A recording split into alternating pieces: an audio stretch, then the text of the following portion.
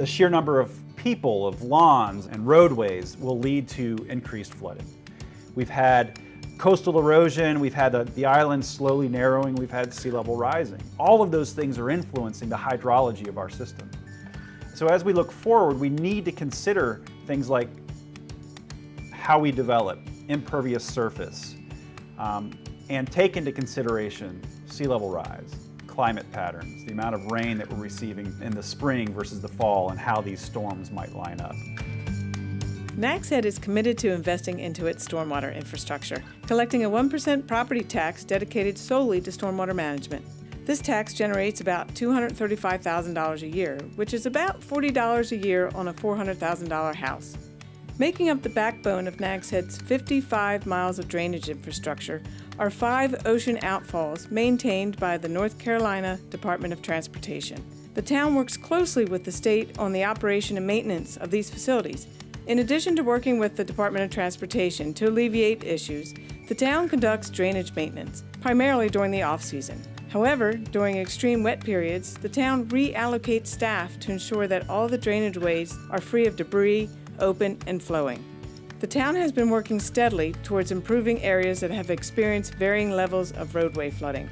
Some recently completed projects include drainage improvements along East Great Eagle Street, South Old Oregon Inlet Road, and East 8th Street in the north end of town to reduce roadway ponding and channel the water into an adjoining swale network.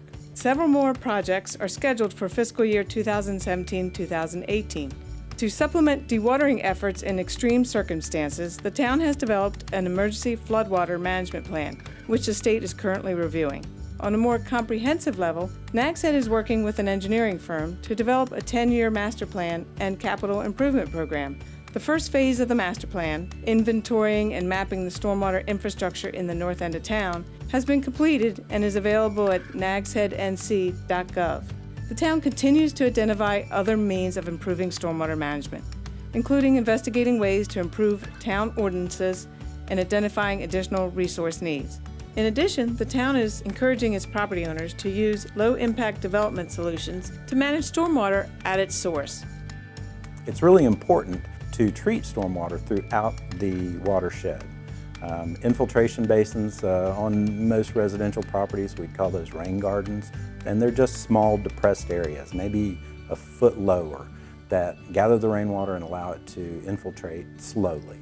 The swales in front of your homes, a lot of times people get upset that there's a little water in the ditch, but it's there for a reason. It's there to hold it, to treat it, and to allow for it to infiltrate. And the reason that sometimes it doesn't infiltrate quite as quickly as we would like is because it's receiving water from higher elevations in the watershed. If folks all throughout the watershed would infiltrate their own stormwater near where it falls, we wouldn't have those problem areas at lower elevations. I think the first key to successful homeowner LID implementation is being a good neighbor. Stop and look at where water leaves your property. Where does it go? Who's having to deal with it on the back end?